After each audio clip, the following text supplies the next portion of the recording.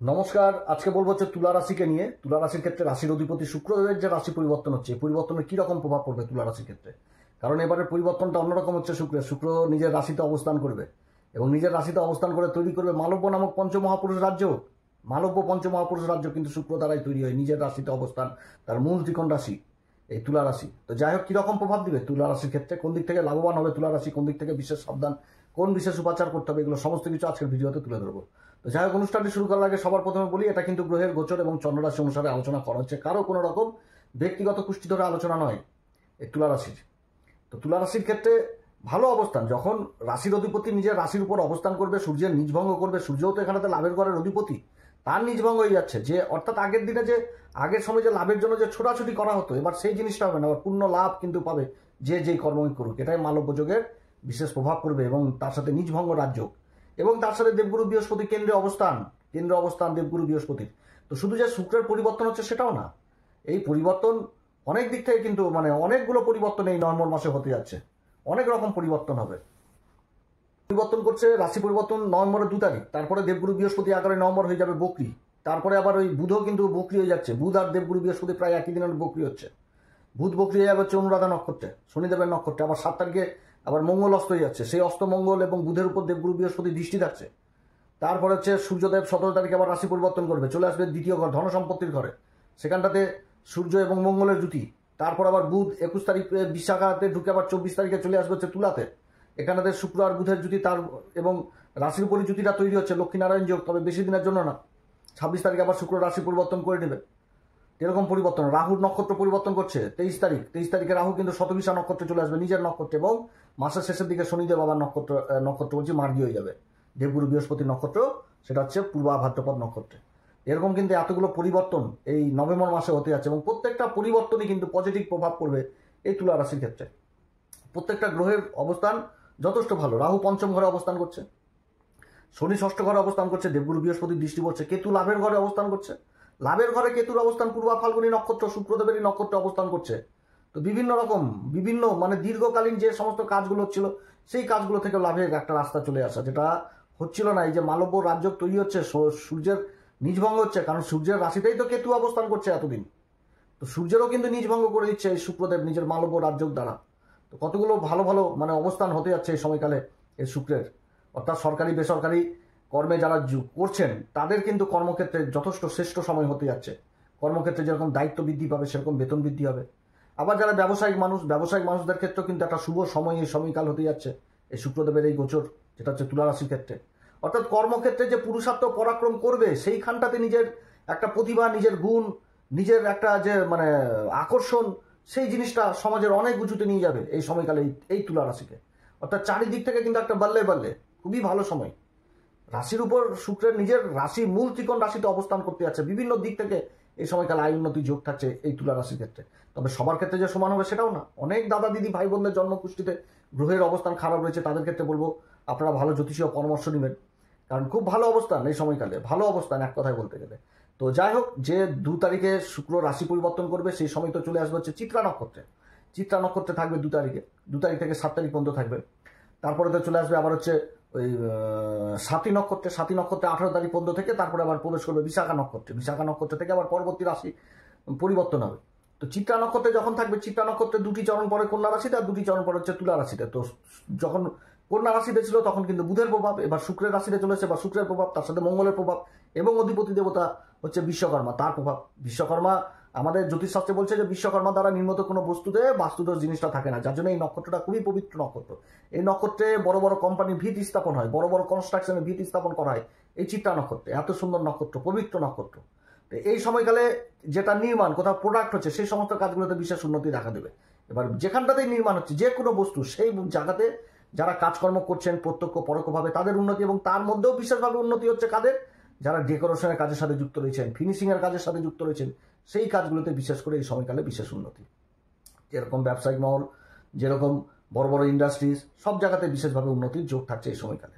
এবং সূর্যের নিজভঙ্গ হচ্ছে, সূর্য লাভের ঘরের অধিপতি, লাভের ঘরে কেতু অবস্থান করছে। তো অর্থাৎ যে কাজগুলো দীর্ঘদিন ধরে বিগত দিনে চলছিল, সেই কাজগুলো থেকে বিশেষভাবে ইনকাম এই সময়কালে পাওয়া যাবে। কারণ দেবগুরু বৃহস্পতির সাথে কেন্দ্রের সম্পর্ক হয়েছে, কর্মের ঘরে দেবগুরু বৃহস্পতি অবস্থান করছে উচ্চ অবস্থায়, তার দৃষ্টি পড়ছে ধন সম্পত্তির ঘরে। মঙ্গল আর ওই বুধের উপরে কিন্তু দৃষ্টি থাকছে, আর মঙ্গলের নক্ষত্রে কিন্তু চিত্রাতে অবস্থান করছে রাশির অধিপতি শুক্রদেব।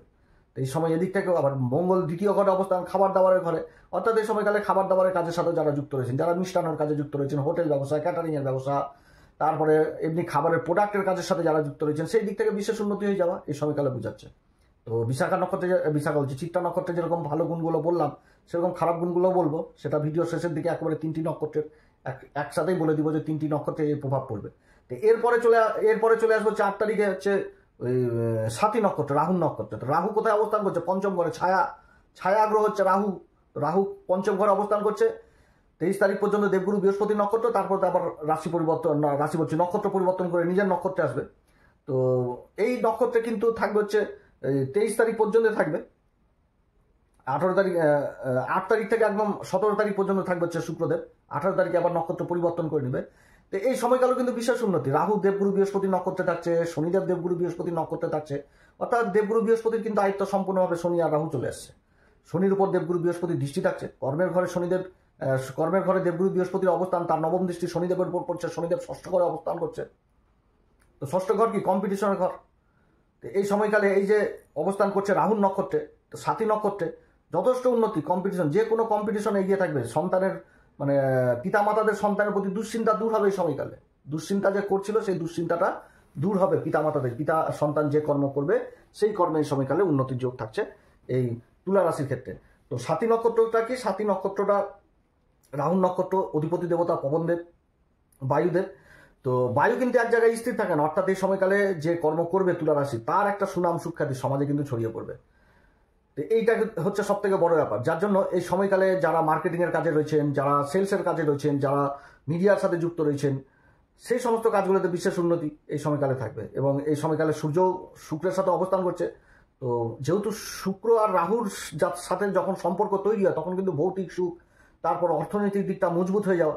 যারা ফাইন্যান্স ডিপার্টমেন্টে কাজ করছেন, যারা ব্যাংকিং সেক্টরে কাজ করছেন বা কমিশন এজেন্ট হিসাবে কাজ করছেন, তাদের ক্ষেত্রে কিন্তু বিশেষ এই সময়কালে উন্নতি। বা যারা বিগত দিনে শেয়ার মার্কেটে টাকা পয়সা ইনভেস্ট করে রেখেছিলেন, সেই দিক থেকে একটা চরম উন্নতি এই সময়কালে হওয়ার প্রবল সম্ভাবনা থাকছে।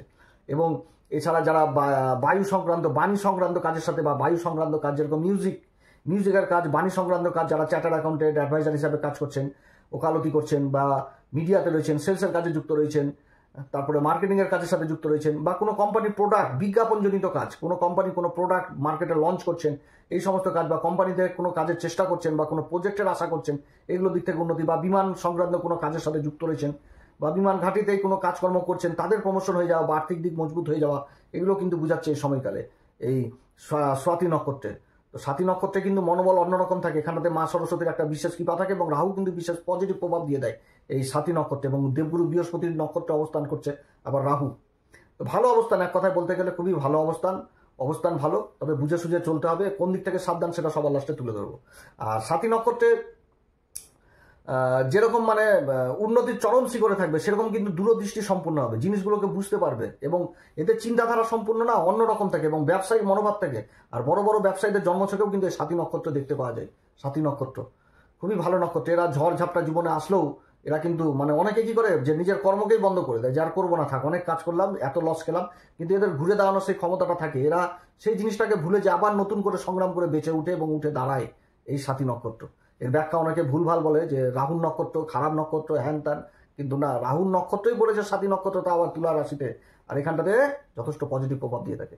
তো এরপরে চলে আসবে হচ্ছে আবার এই বিশাখা নক্ষত্র। বিশাখা নক্ষত্রে যখন থাকবে দেবগুরু বৃহস্পতির নক্ষত্র, দেবগুরু বৃহস্পতিও বক্রি হয়ে যাচ্ছে, বিশাখা নক্ষত্রে কেন্দ্রে অবস্থান করছে, উচ্চ অবস্থায় থাকছে।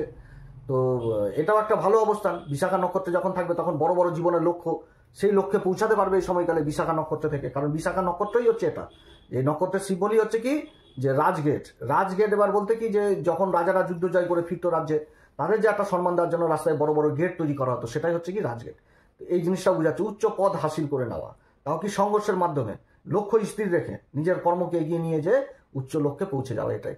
তো সাথী বলছে বিশাখা নক্ষত্রে এটাই। আবার গুরুর নক্ষত্র, তো মায়া মমতা, ধর্মের প্রতি একটা নিষ্ঠা, পরোপকারিতা, এগুলোও কিন্তু চিন্তাধারা উঠে আসবে এই তুলা রাশির এই সময়কালে। অর্থাৎ অবস্থান যথেষ্ট ভালো, এই 3টি নক্ষত্রে চারিদিক থেকে উন্নতির যোগ থাকছে। এবং শুক্রের মালব্য রাজযোগের প্রভাব পড়বে এই সময়কালে, বিভিন্ন দিক থেকে উন্নতি, ব্যবসা বাণিজ্য বিশেষভাবে পার্টনারশিপে যারা ব্যবসা বাণিজ্য করছেন তাদের জন্য বিশেষ উন্নতি এই সময়কালে থাকছে। কর্মক্ষেত্রে আকর্ষণের পাত্র হবে, কর্মক্ষেত্রে মানে নিজের গুণের জন্য পরিচিত হবে যে অমুক কাজের জন্য অমুক ব্যক্তি বিখ্যাত, অতএব ওখানটাতেই চলে, এইরকম জিনিস কিন্তু হতে যাচ্ছে এই তুলা রাশির। তো এবার সবই তো ভালো ভালো বললাম, এবার প্রত্যেকটা নক্ষত্রে তো যেরকম ভালো প্রভাব থাকে সেরকম খারাপ প্রভাব থাকে। তো খারাপ প্রভাবটা কি চিত্রা নক্ষত্রে, মঙ্গলের নক্ষত্র, আর মঙ্গল অস্ত হয়ে যাচ্ছে আবার অনুরাধাতে। তো এই সময়কালে কি মাথা ঠান্ডা করে কাজকর্ম করতে হবে। তো 7 তারিখে মঙ্গল অস্ত হচ্ছে, 7 তারিখ পর্যন্ত তো অনুরাধাতেই থাকছে। তো এই সময়কালে কিন্তু মাথা ঠান্ডা করে কাজকর্ম করতে হবে, উগ্র জিনিসটা নিয়ে আসা যাবে না, কারণ মঙ্গলের দৃষ্টি রাহুর উপরেও থাকছে। তো সন্তান, পিতামাতাদের সন্তানের প্রতি বিশেষ কর্তব্য দায়িত্ব এগুলো পালন করতে হবে। সন্তান একটু জেদি হবে, সেই জিনিসগুলো পড়াশোনার দিকে বিশেষ করে খেয়াল রাখতে হবে। এবং কর্মক্ষেত্রে মাথা গরম করা যাবে না, যে কোনো কাজ ধীরে মস্তিষ্কে, এবং কারোর মুখের কথাতে কাজ করা যাবে না, সেরকম কারোর মুখের কথাতে প্রভাবিত হওয়া যাবে না। সমস্ত কিছু বিশ্লেষণ করে কর্মক্ষেত্রে এগোতে হবে এই সময়কালে তুলা রাশিকে। তবে কি মাথা ঠান্ডা করে। এটা হয়ে গেল চিত্রা নক্ষত্রে। এবার যখন চলে আসবে সাথী নক্ষত্রে, সাথী নক্ষত্র কি সমালোচনা সহ্য করতে পারবে না। কেউ কিছু বললো, পিছন দিক থেকে টন্ডিং কাটলো, এগুলোতে অশান্তি গন্ডগোল লেগে যাবে, কারণ মঙ্গলেরও দৃষ্টি থাকছে রাহুর উপরে, পঞ্চম ঘর। তো প্রেম ভালোবাসার জায়গাটাতেও কিন্তু একটা খারাপ জিনিস থাকবে সাথী নক্ষত্রে। এবং সাথী নক্ষত্রের বিবাহিত জীবনও কিন্তু ভালো থাকে না, এটা হচ্ছে মাইনাস দিক। অতএব এই সমালোচনা, নিজের সমালোচনাকে সহ্য করে, তার যদি সত্যিই খারাপ জিনিস থাকে তাকে সংশোধন করে তুলা রাশিকে এগোতে হবে, তাহলে উন্নতির জায়গায় যেতে পারবে। এটা সমালোচনা কিন্তু সহ্য করতে একদমই পারে না, এটা হচ্ছে মেন ব্যাপার এই সাথী নক্ষত্রে। আর বিশাখাতে যখন থাকবে তখন এই কাটা ছেঁড়া, ব্যথা, বিষ এগুলো কিন্তু বৃদ্ধি পাবে। এবং যে কোনো অসুখ বিসুখ হলে দমিয়ে রাখা যাবে না, সেটাও কিন্তু ট্রিটমেন্ট করতে হবে। কারণ ওই যে বললাম রাজ্য জয়, মুখের কথাতে হয় না রাজ্য জয়। রাজা মুখে মুখে বললেই রাজ্য জয় হয়ে গেল, সেটাও না। রাজ্য জয় করতে গেলে কাটাকাটি, মারামারি এগুলো কিন্তু থাকে, যেটা বুঝাচ্ছে আর কি। তো সেরকম যে ব্যথা বিষ যদি কারোর থাকে দেহে, তো ব্যথা বিষ কিন্তু বৃদ্ধি পাবে। নার্ভের প্রবলেম থাকলে এগুলো বৃদ্ধি পাবে। বা কারোর ব্যথা বিষ শুরু হয়েছে, কেবল রেখে দিল দাবিয়ে, তো ট্রিটমেন্ট করাতে হবে। ট্রিটমেন্টের মাধ্যমে কিন্তু সবকিছু ঠিক হবে। তো যাই হোক, এই সময়কালে প্রত্যেকদিন হনুমান চল্লিশা, বজ্রংবাণ, শ্রীরাম সীতা প্রণাম মন্ত্র সহকারে পাঠ করবেন। পিতামাতার আশীর্বাদ দিবেন, সূর্যদেবকে অর্ঘ্য দিবেন, এগুলো করবেন। এবং তার সাথে বলবো বজরংবলীর পূজার কাজে, মানে বজরংবলীকে প্রতি মঙ্গলবার করে সিঁদুর দান করবেন। জটালা নারকেল বাবার কাছে দিবেন, যথেষ্ট ভালো ফল এই সময়কালে পাবেন। তো যাই হোক, অনেক কথা আলোচনা করলাম। আপনারা সবাই ভালো থাকেন। যদি এই পরামর্শ সত্যিই ভালো লাগে তাহলে অবশ্যই আমাদের এই চ্যানেল সাবস্ক্রাইব করবেন। সাবস্ক্রাইব করতে তো কয়েক সেকেন্ড লাগে, কিন্তু একটা সাবস্ক্রাইব করা মানে বিশেষভাবে অনুপ্রাণিত হয়ে যাওয়া। আপনারা সাবস্ক্রাইব করেন যখন, সত্যি মন থেকে বলছে খুব ভালো লাগে যে না, অনুপ্রাণিত হলাম, কেউ মানে পাশে দাঁড়ালো, ভালো লাগে। এক কথায় বলতে গেলে খুবই অনুপ্রাণিত হয়, খুবই সুন্দর লাগে, মন থেকেই বলছি, খুবই ভালো লাগে। অতএব আপনারা অবশ্যই করবেন, সাবস্ক্রাইব করবেন। আপনারা আমাদের পাশে থাকুন, এরকম নতুন নতুন আরও ভিডিও আপনাদের জন্য নিয়ে আসতে পারবো। তো যাই হোক, নমস্কার, ধন্যবাদ। এরপর আবার আসবে একটি নতুন পর্ব নিয়ে। ধন্যবাদ।